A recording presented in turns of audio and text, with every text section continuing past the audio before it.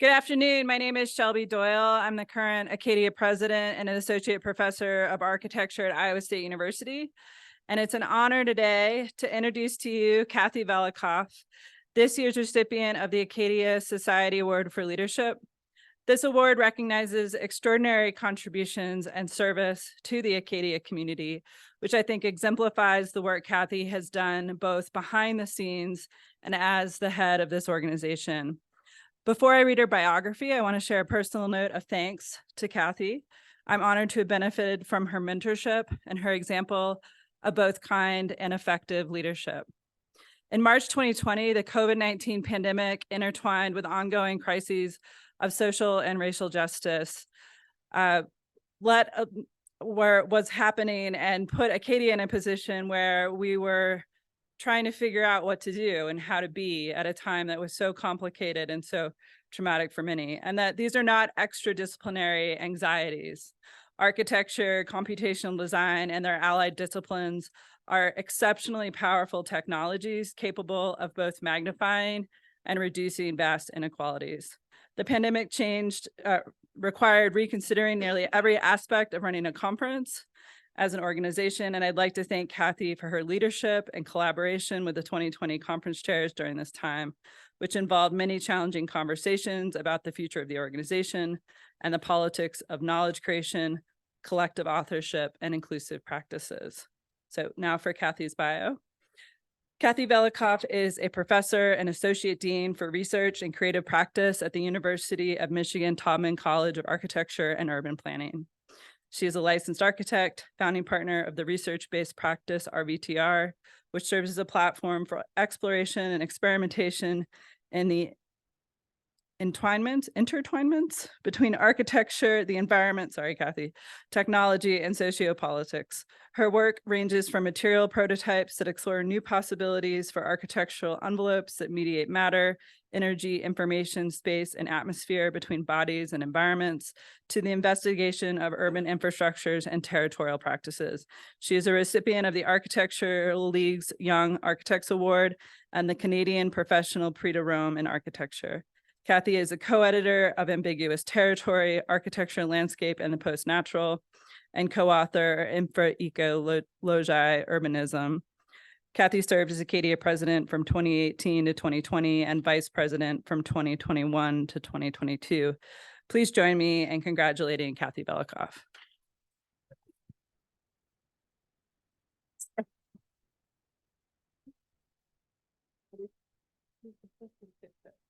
Who's taking the picture?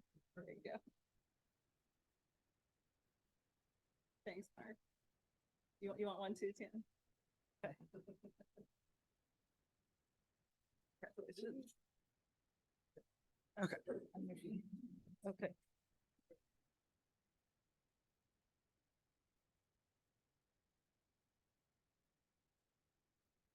Okay.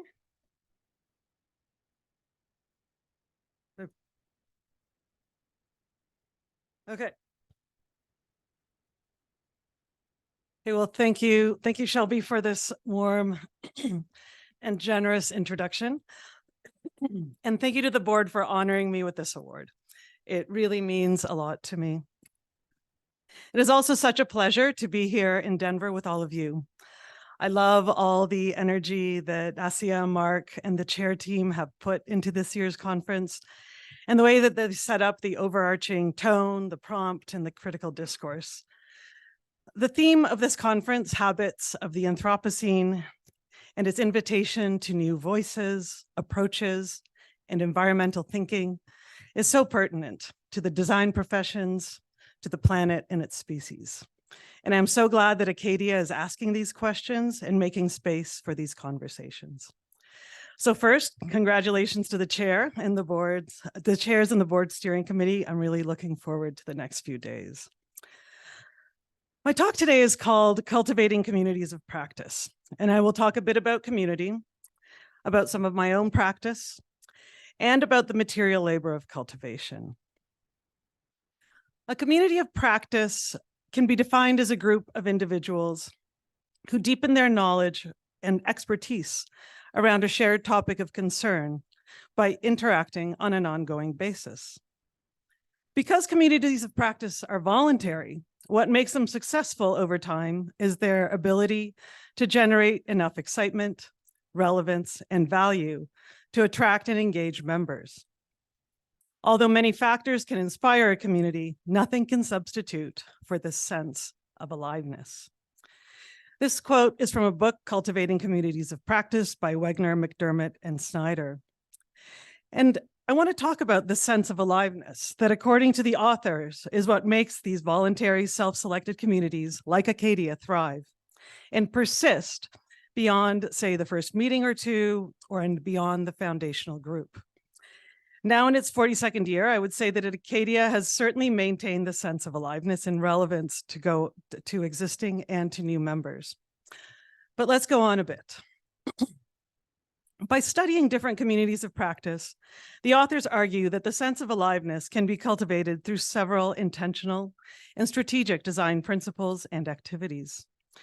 These have the underspecified goals to enable a community to develop, to maintain the fluidity of its boundaries, to enable differing levels of participation, to orchestrate group events and encourage interpersonal webs of relationships, to provide value to its members, to be simultaneously familiar and exciting, and to find the right rhythm of activities.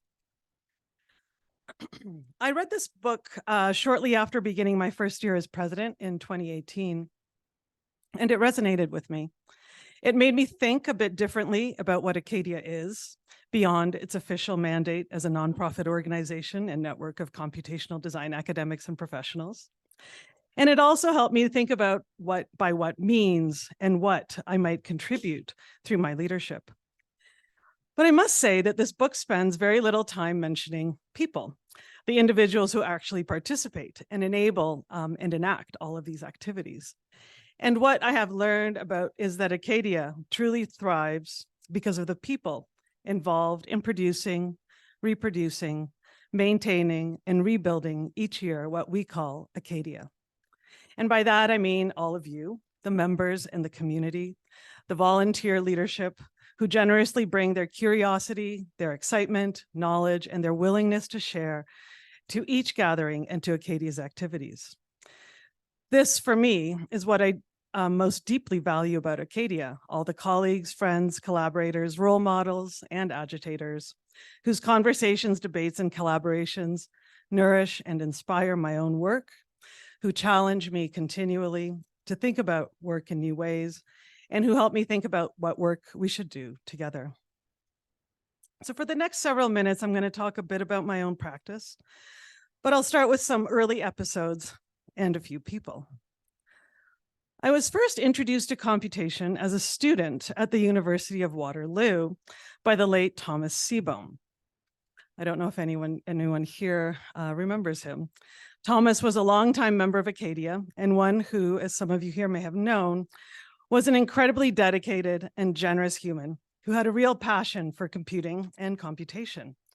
It was in Thomas's advanced computing class back in 1993 that I was first introduced to the idea of generative computing via this funny software application called Possible Palladian Villas.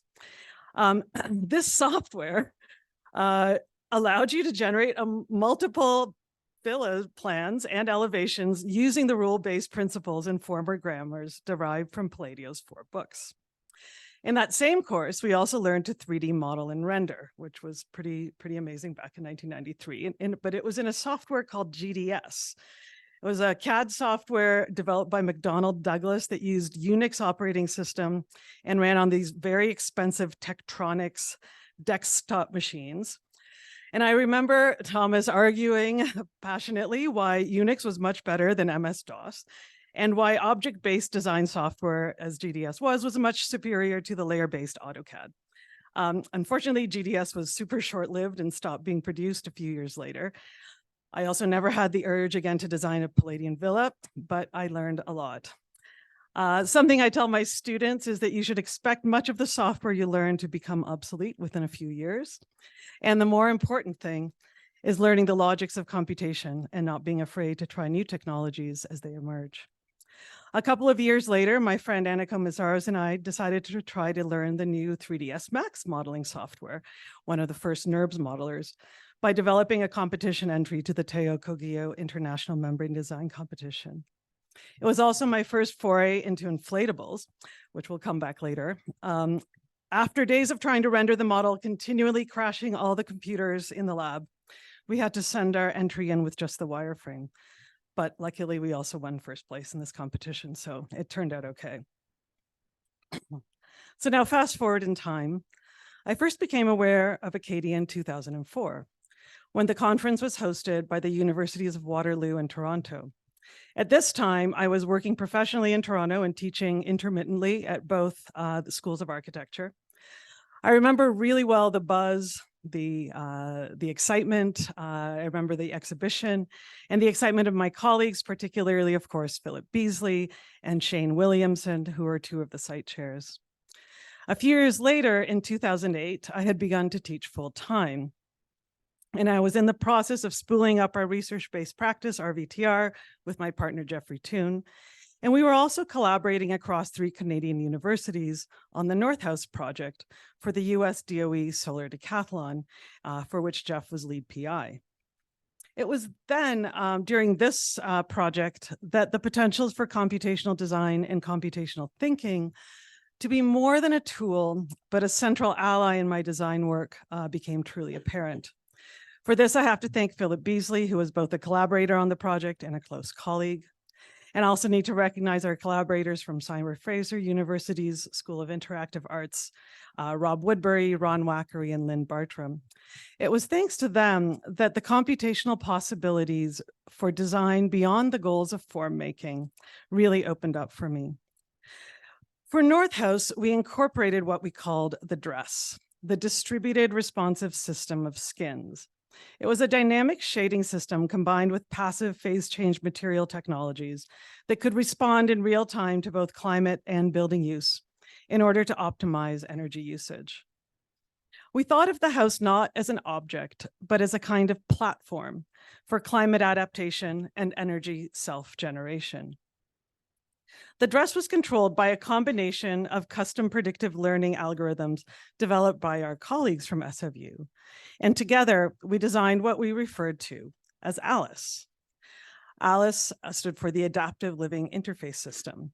ALICE was algorithmically controlled by a custom designed home automation system and a suite of interfaces and personal technologies integrated with the home that would use tactile, haptic, and game-based strategies to connect the human inhabitants with the home systems toward energy-saving behavioral change for both the home and its inhabitants.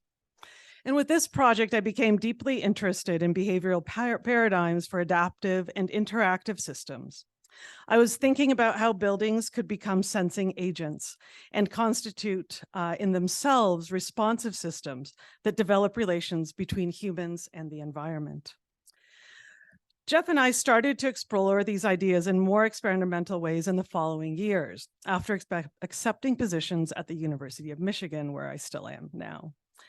These were a series of speculative prototypes for novel building skins that combined performative geometries, aggregate assemblies, kinetics, and sensing and control-based proto-nervous systems that simultaneously engage dynamic environmental mediation, as well as questions of biopolitics and relational aesthetics. In these projects, we were interested in finding ways of working with sensing and communications technologies in hybrid collisions with matter, humans, and environmental forces, exploring aesthetic and cognitive relations through these material assemblies. And ACADIA became an important community for us to share our work and test our ideas. The first ACADIA conference that I attended was in 2011, hosted at the University of Calgary. And I see Branko and Jason are both here. They were hosts, some of the co-hosts for this conference. And this was the only photo I actually seem to have from that conference, where it was a much smaller group. We could all fit in one large classroom with this amazing view of the mountains at Banff. But it was also there that I realized what a remarkable community ACADIA was. I had found a group that delighted in a sense of discovery, the open sharing of ideas, and the pushing of new boundaries. And it is this that I've continued to experience at every ACADIA conference since. There we presented the Stratus project, a prototype for a self-sensing, environmentally responsive interior envelope system that developed continual information and material exchange and eventually dialogue between breathers and the soft systems of architecture, such as light, thermal gradients, and air quality. It was designed as a deeply arrayed suspended textile, a thick surface interwoven with a distributed network of sensing, processing, control, and actuation technologies, and an outer surface of breathing cells, a translucent light diffusing skin, servo-actuated to open like gills to allow for localized thermal conditioning, air supply, and extraction. Stratus senses, responds, and haptically communicates reductions in air quality, particularly the rise of carbon dioxide levels, which is an environment co-produced by the inhabitants' own breathing. We were trying to develop a thick, aware skin, both performative and aesthetic, that makes sensible in an embodied and material way the technical life support system of the interior and the social politics of the air. Mark kindly published this project in his book Hypernatural a few years ago and produced this drawing on your right, yes, on the right, that so well describes the behaviors and components of the system. And Mark, I now use this in all of my presentations on this project, so thank you. Jeff and I continued to work with architectural behaviors relative to immaterial matters, the matters of acoustics, thermal transfer, air, and how these might relate to architectural form, performance, and conception in subsequent experimental prototypes. Our new systems project extended the question of air as a matter that is actively mediated and registered by other materials, forms, and technologies. Thank you. We were intrigued by the possibilities for soft and pliable architectures, ones that also breathe and are pliant to the environment. We were also interested in experimenting with the formal and behavior languages that are sensitive, fragile, and yet alluring, and that might sponsor sympathies across humans, buildings, and the environment. Thinking again through textile paradigms of skins, we explored topologies of stacking, braiding, knitting, and weaving, and that's the video happening at the top right, that were then deconstructed into discrete pneumatic units as opposed to strands and aggregated into networks of interlocking figures. And then learning from biological behaviors, we looked at how nastic movements at the bottom left can be integrated into the skin so that pneumatic apertures can control airflow through the assembly. The Resonant Chamber Project, a collaboration with our colleague at Michigan West Magee and Arup Acoustics, explored the question of combined surficial and spatial transformation and that is able to interact with immaterial forces, this time responding to and mediating the atmosphere of acoustics.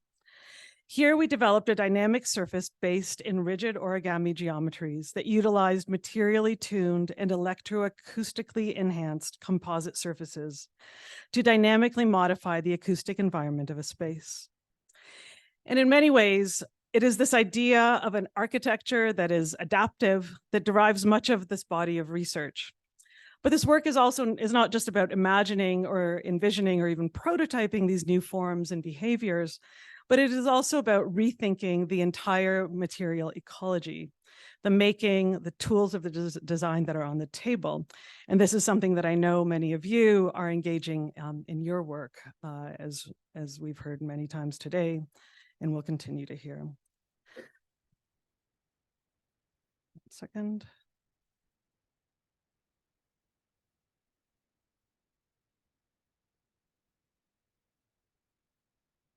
Okay. The next project, sorry. Infundibulum forms was also undertaken in close collaboration with West Magee. And it developed a lightweight spatial surface prototype that uses cable robotics to form a tensile 3D printed cable net surface. Here, we try to advance material systems that behave, adapt, and communicate through kinetic action by focusing on 3 parallel trajectories in computational, fabrication, and geometric research. The first, which is the top right, is new methods for robotic additive manufacturing that enable the 3D printing of thermoplastic elastomers and tensile surfaces. The second was geometric methodology, kind of diagrammed in the video on the lower left, using a smart geometry for designing funicular cable nets that could be loaded to produce tailored catenoid forms using spring-based physics simulation methods. And third was the development of a dynamic computational environment to both simulate and control the operation of the physical form system in real time. We can see it performing and moving in the top left, linking Rhino and Grasshopper to a PLC-controlled cable robotic system. Of course, all of these projects are published through ACADIA, as well as through Fabricate if you want to find out more.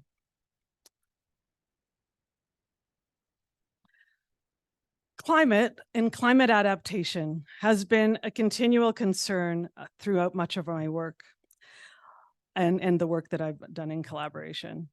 Latitude Borealis was a project where we moved away from our interest in experimenting with kinetic behaviors and instead focused more deeply on material behaviors, for innate material behaviors for adaptation. Jeff and I worked with a team on a multi-domain research framework to explore the simultaneous trajectories of research in building science, generative design, and fabrication logics in the development of a passive envelope system. In collaboration with our colleague, Lars Jungens, we experimented with cold climate wall assemblies. I think there's one more video in the top left there.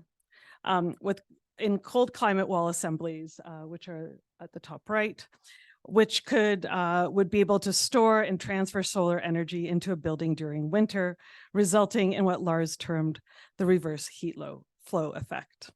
However, the system also required self-shading for summer months. So working with Dan Tisch, we developed a method developed a method for design of a hyper-local shading system that used genetic algorithms running sped up at the top left to explore the design space of possible as well as buildable configurations. This kind of big data process literally found the form of the external shading for the building's non-cardinal surfaces. And you can see a kind of prototype pavilion with multiple exposures in the bottom left. So that it is literally a physical map of its various exposures. Concurrent with this, we worked with Dustin Brugman in their Fab Lab to explore new tools and processes for precision robotic heat bending of wood to produce highly variable geometries of wood slats. That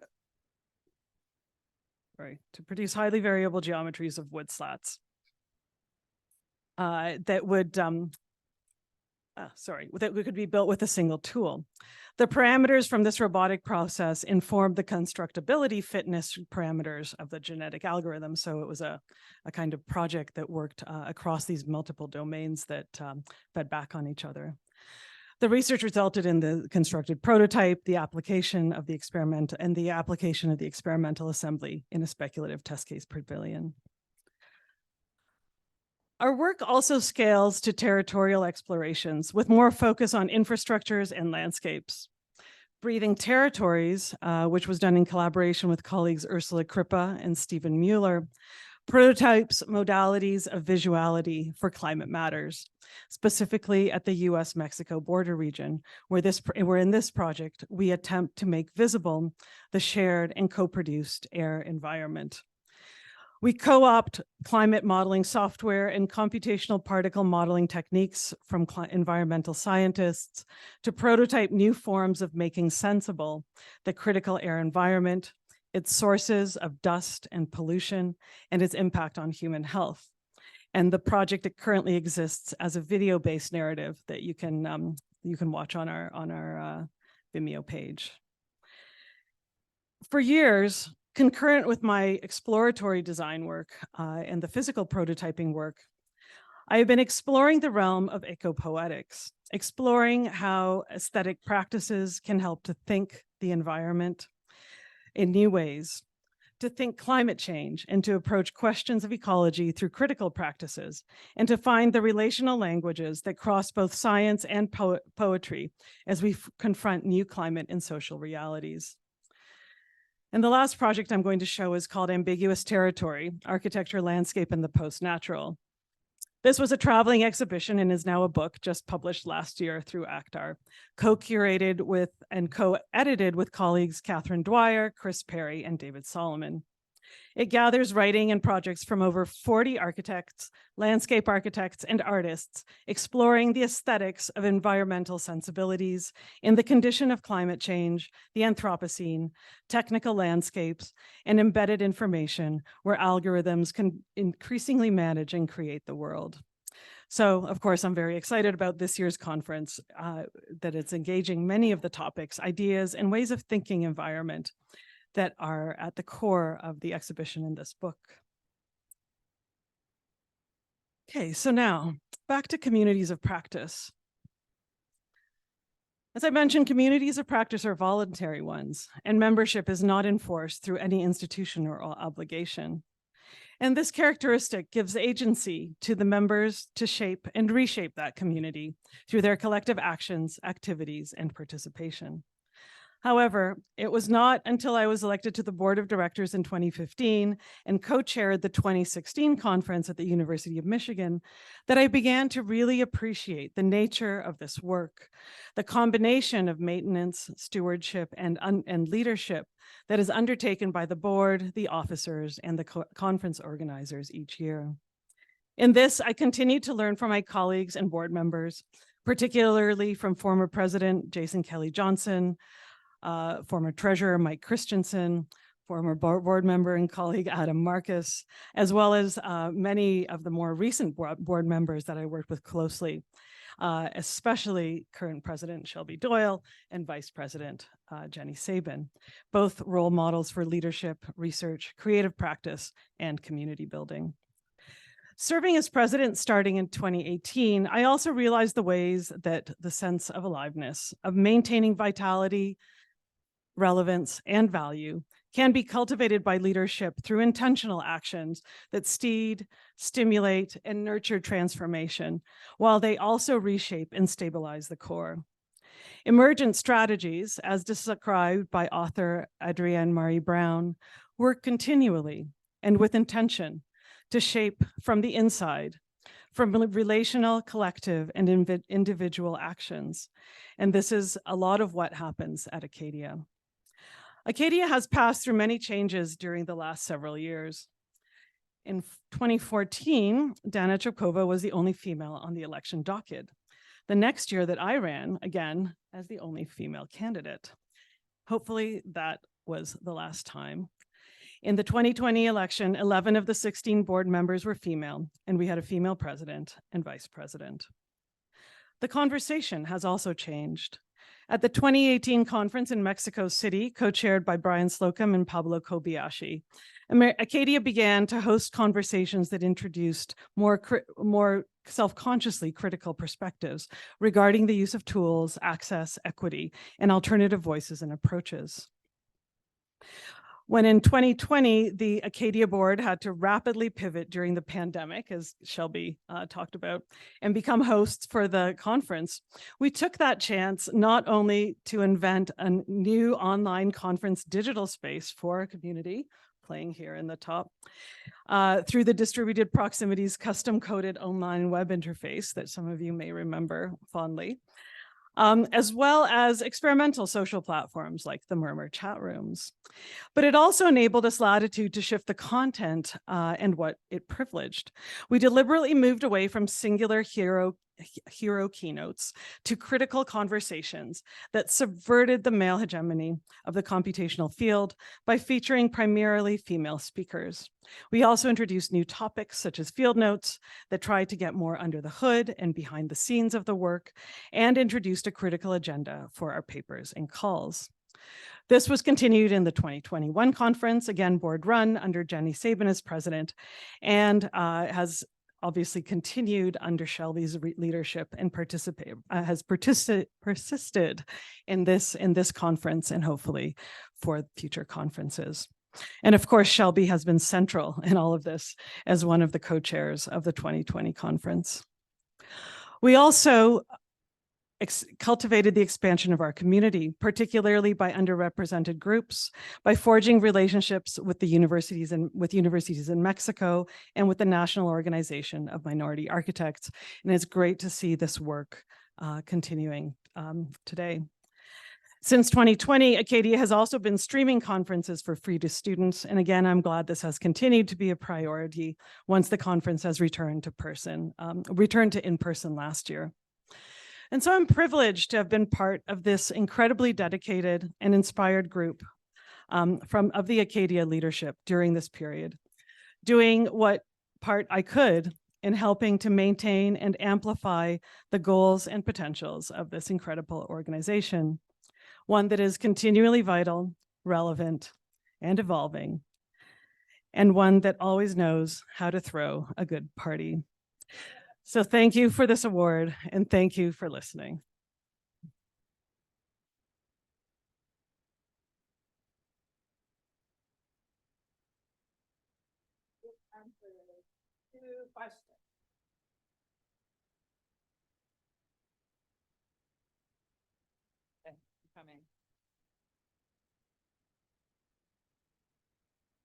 Thank you so much, Kathy. Thank you for your leadership. I have a question around your experience and seeing the many lenses of the community of practice of ACADIA. And what would you say makes ACADIA from its many ways that we participate? In what ways, what do we do that makes it strong, and what can we do to make it stronger? Because we know that we have many sort of challenges since the pandemic. So any thoughts on what we can do to make our community stronger?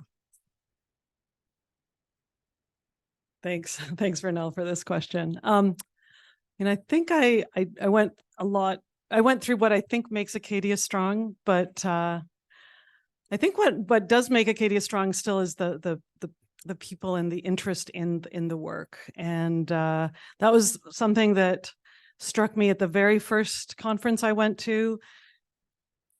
Opening sessions, 8 o'clock in the morning, people have been out, everyone is there, because the incredible support that the community has for everyone involved, the real interest in seeing the work. No one here is just coming to the conference to present their paper and then take off, unlike some other conferences. I think people here are truly engaged in the discoveries that people are making, and in the work. So I think that really it is the people that make ACADIA strong. I think I also hinted to what ACADIA, how to keep that strength alive, because I think part of what an organization needs to do is to kind of keep that sense of sharing, of discovery. There were questions about open source. I think almost every conference has a discussion around open source, around proprietary knowledge. And I think that this community is very committed to making knowledge accessible, sharing knowledge, and making knowledge public. I think it's amazing that we're streaming this conference now to students around the world. And I think that is as many challenges as I know it presents logistically. I think it's something that is really important. Open source publishing, we went through many discussions around open source publishing. Those of you who are on the board, whether to move to closed source or open source, and we were resolute that open source was absolutely necessary. So yeah, I think continuing to stay with those values, and then I think continually opening ourselves up to communities who maybe have not been part of the computational design community till recently, or new members.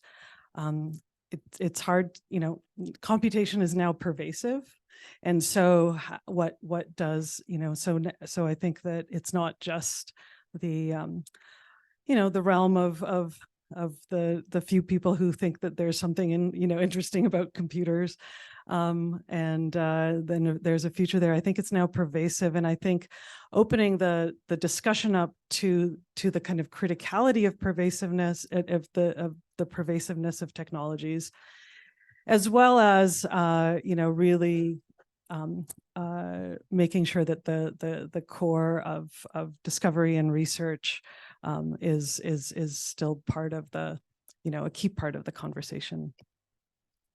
All right, we're going to have to end the conversation there. And if you will join Kathy out for coffee and you can ask her more questions, but can you give us one more round of applause for Kathy Velikov?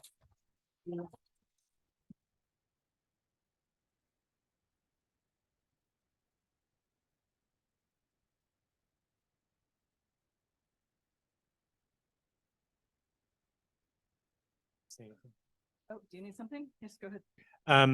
So I think we have 15-minute break, and I wanted to point out, a lot of you have wanted to know who the authors were of the papers in the upcoming sessions.